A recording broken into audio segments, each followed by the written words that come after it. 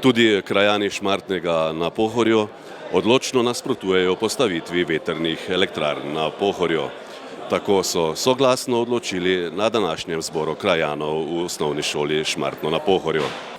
Naj na začetku povem, da je zbor krajanov bil sklican na mojo pobudo ob hkratni podpori celega sveta krajevne skupnosti Šmartno na Pohorju. Namen samega zbora je jasen, da predstavimo, da seznanimo ljudi s projektom, s problematiko na tem našem območju in da jim damo možnost, da podajo svoja mnenja.